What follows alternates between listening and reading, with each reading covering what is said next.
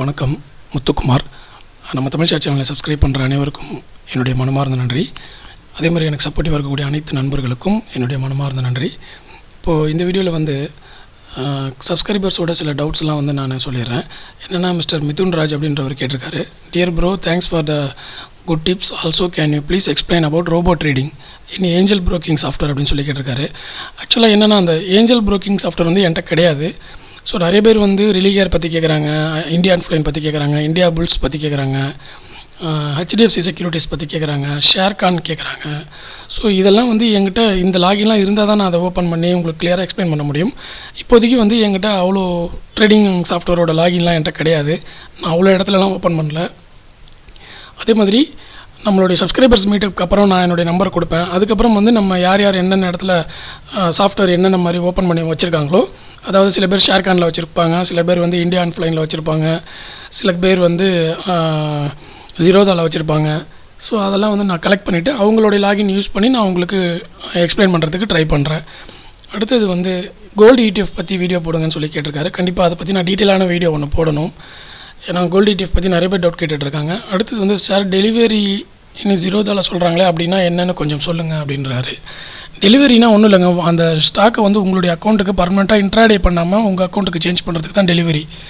புரியுதுங்களா? நாளைக்கு மறுநாள் இல்லை அடுத்த வாரமோ நீங்கள் எப்போ வேணாலும் விற்றுக்கலாம். அதுக்கு டெலிவரி பண்ணால் தான் பண்ண முடியும். அடுத்தது பவர் ஆஃப் அட்டானி வந்து செல்லிங் பண்ணுறதுக்கு கேட்குறாங்கன்றாங்க. கண்டிப்பாக அது கொடுத்து தாங்க ஆகணும், அது ஒன்றும் பண்ண முடியாது. ஏன் அப்படின்னா, இந்த பவர் ஆஃப் அட்டானி எதுக்கு கேட்குறாங்க அப்படின்னா, எனக்கு தெரிஞ்ச வரைக்கும் நான் சொல்கிறேன். இதை விட அதிகமாக தெரிஞ்சிருந்தவங்க கண்டிப்பாக கமெண்ட் பண்ணுங்கள். இப்போது நீங்கள் வந்து செல்லிங் பண்ணுறப்போ என்ன பண்ணுவாங்கன்னா, உங்களுக்குன்னு ஒரு மார்ஜின் கொடுக்குறாங்க இல்லையா? இப்போ நீங்கள் 10 லட்ச ரூபாய்க்கு செல்லிங் பண்ணுறீங்கன்னா மார்ஜின் அமௌண்ட்டு 2 லட்ச ரூபா இருந்தால் போதும். புரியுதுங்களா? அப்போது அந்த 2 லட்சத்தில் லாஸ் வந்து 80% ரீச் ஆகிடுச்சுன்னு வச்சுக்கோங்களேன்.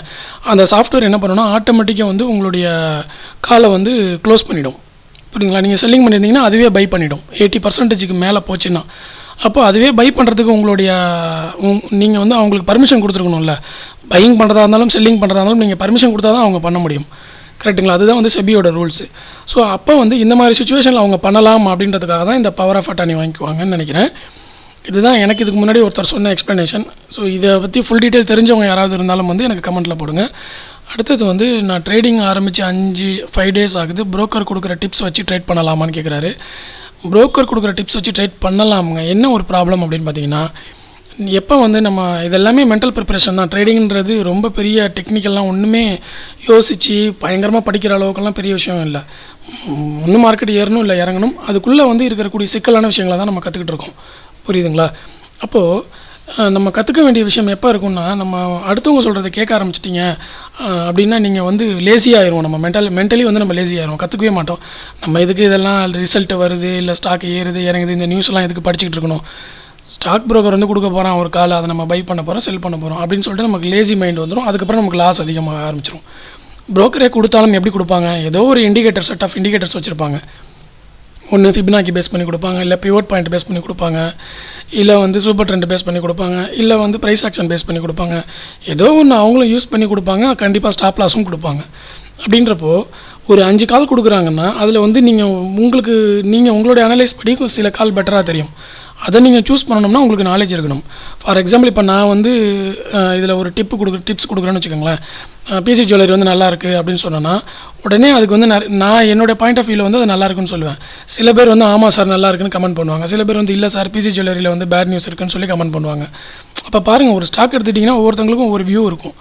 ஸோ அப்போது உங்களோட அக்யூரசி வந்து தெரியணும் அப்படின்னா நீங்களும் அனலைஸ் பண்ண தெரிஞ்சிருந்தால் தான் உங்களால் அக்யூரசி எடுக்க முடியும். இல்லைனா உங்களால் அக்யூரசி எடுக்க முடியாது. மற்றவங்க சொல்கிறத 100% கேட்கவும் முடியாது. அவங்க புரோக்கர்ஸ் கொடுக்குற கால்ஸ் வந்து நீங்கள் ஒரு ரெஃபரன்ஸுக்கு எடுத்துக்கலாம். நீங்களாக கால்ஸ் அன்றைக்கி ஜென்ரேட் பண்ணுறதுக்கு பதில் அவங்க கொடுக்குற ஒரு 5 காலை எடுத்து அதுலேருந்து ஃபில்டர் பண்ணி நீங்கள் வந்து ட்ரேட் பண்ணலாம். புரியுதுங்களா? ஸோ அதனால் பிளைண்டாக வந்து அவங்க சொல்கிறத நீங்கள் கேட்க வேணாம். உங்களுக்கு அனலைஸ் மெத்தடு கொஞ்சமாவது தெரிஞ்சிருக்கணும். இல்லைனா தெரியாத பிஸ்னஸ் எந்த பிஸ்னஸாக இருந்தாலும் பண்ணாதீங்க, அது ட்ரேடிங்காக இருந்தாலும் சரி. அடுத்தது வந்து சூப்பர் ப்ரோ, குட் எக்ஸ்ப்ளனேஷன். எனக்கு சப்ளை அண்ட் டிமாண்டு கொஞ்சம் புரியாத மாதிரி இருக்குன்னு சொல்லி கேட்டிருக்காரு. ரெசிஸ்டன்ஸ் அண்ட் சப்போர்ட் வீடியோவில். அதாவது சப்போர்ட் அண்ட் ரெசிஸ்டன்ஸ் உங்களுக்கு புரிஞ்சிருக்கும். சப்ளை அண்ட் டிமாண்டுன்றது வந்து நான் தனி ஒரு வீடியோவில் ரொம்ப தெளிவாக உங்களுக்கு நான் விளக்கம் கொடுத்துருக்கேன். அது பார்த்தீங்கன்னா உங்களுக்கு வந்து புரியும். சப்ளைனா என்ன, டிமாண்ட்னா என்னென்னு. நீங்கள் வந்து சப்ளை இன்க்ரீஸ் ஆகுறதுனா என்னென்னா, எனக்கு இந்த ஸ்டாக் வேணும் அப்படின்னு நிறைய பேர் எதிர்பார்த்தாங்கன்னா அப்போ வந்து என்னென்னா அதுக்கு டிமாண்ட் அதிகமாகுதுன்னு அர்த்தம். டிமாண்ட் எனக்கு இது வேணும், ஏதோ ஒரு காரணத்துக்காக எனக்கு இந்த ஸ்டாக் வேணும் அப்படின்னு நினச்சாங்கன்னா டிமாண்டு. எனக்கு இது வேண்டாம் அப்படின்றதுக்கு 1000 காரணம் இருக்கலாம். அப்போது நான் அதை விற்பேன். அப்போ என்னென்னா சப்ளை அதிகமாகுதுன்னு அர்த்தம். அந்த வேணும் வேண்டான்ற காரணங்கள் தான் அதிகமாக இருக்கும். புரியுதுங்களா? மார்க்கெட் எங்கே சுற்றி வந்தாலும் சப்ளை அண்ட் டிமாண்டில் தான் கடைசியாக வந்து நிற்கும். ஆனால் இந்த சப்ளைக்கும் டிமாண்டுக்கும் ரீசன் பார்த்தீங்கன்னா 1000 ரீசன் இருக்கும். ஒன்று டெக்னிக்கல் ரீசனாக இருக்கும், இல்லை ஃபண்டமெண்டல் ரீசனாக இருக்கும், இல்லை பொலிட்டிக்கல் ரீசனாக இருக்கும், ஏதோ ஒரு ரீசனாக இருக்கும். அந்த ரீசனை வந்து நம்ம கண்டுபிடிக்கிறது தான் கொஞ்சம் கஷ்டம்.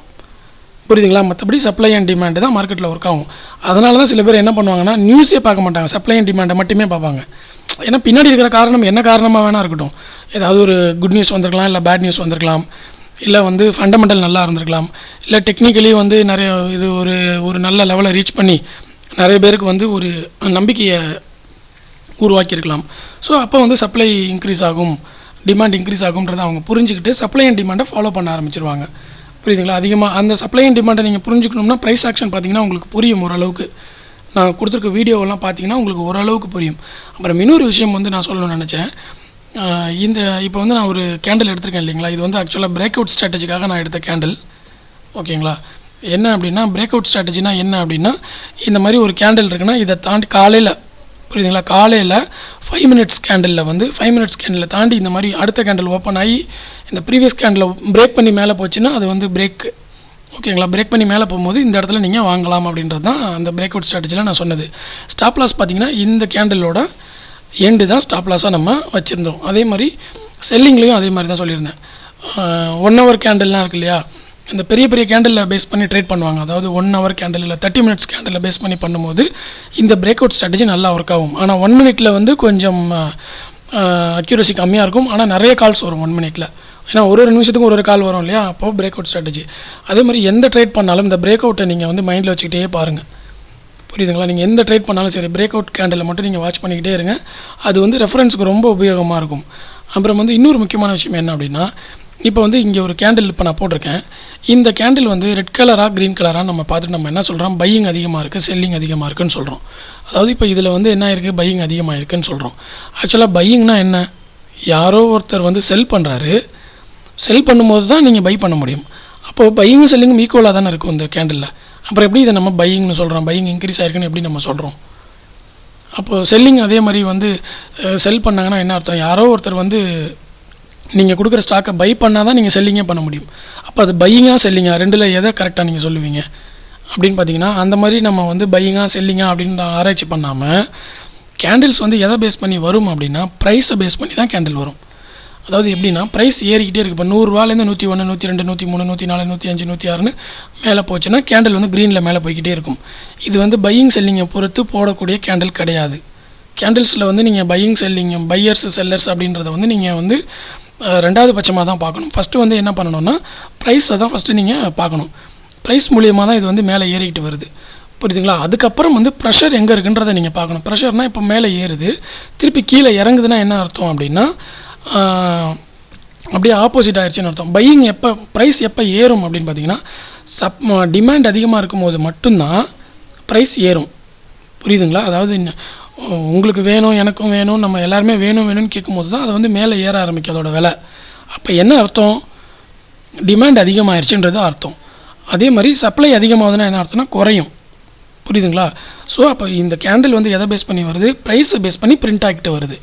இதை பேஸ் பண்ணி நம்ம சப்ளை அண்ட் டிமாண்டை நம்ம வந்து ஐடென்டிஃபை பண்ண முடியும். சப்ளை அதிகமாக இருக்கா, டிமாண்ட் அதிகமாக இருக்கான்னு சொல்லிட்டு. அந்த சப்ளை அண்ட் டிமாண்ட் எப்போ ரிவர்ஸில் திரும்புதோ அப்போ வந்து என்ன ஆகும்னா, இப்போ சப்ளை அதிகமாகிட்டே இருக்குன்னா மேலே லாஸ்ட்டில் ஒரு கோடு போட்டுச்சுன்னு வச்சுக்கோங்களேன். இந்த மாதிரி ஒரு கோடு போட்டுச்சு அப்படின்னா திருப்பி ரிவர்ஸ் திரும்புறதுக்கு ட்ரை பண்ணுதுன்றது அர்த்தம்.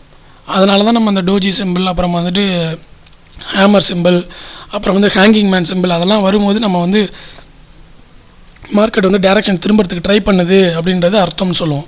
புரியுதுங்களா? அதனால் எந்த கேண்டிலாக இருந்தாலும் மேலே வரக்கூடிய அந்த பாரை கொஞ்சம் வாட்ச் பண்ணுங்கள். புரியுதுங்களா? அந்த பாரை வாட்ச் பண்ணிங்கன்னா நீங்கள் மார்க்கெட்டை வந்து எப்போ பார்க்கும்போதுமே வந்து வெறும் கேண்டிலாக பார்க்கக்கூடாது, ரொம்ப டெக்னிக்கலாகவே பார்க்கக்கூடாது. லாஜிக்கலாக பார்த்தீங்கன்னா உங்களுக்கு ரொம்ப ஈஸியாக மார்க்கெட் புரிஞ்சிடும். நீங்கள் எல்லா டவுட்டையும் நீங்களே கிளியர் பண்ணிடலாம். மார்க்கெட் வந்து லாஜிக்காக புரிஞ்சுக்கணும். இங்கேருந்து நிறைய பேர் பை பண்ணிக்கிட்டே வராங்க, அதனால் ப்ரைஸ் ஏறிக்கிட்டே வருது, சப்ளை ஏறிக்கிட்டே வருது, டிமாண்ட் ஏறிக்கிட்டே வருது, அதனால் ப்ரைஸ் ஏறிக்கிட்டே வருது.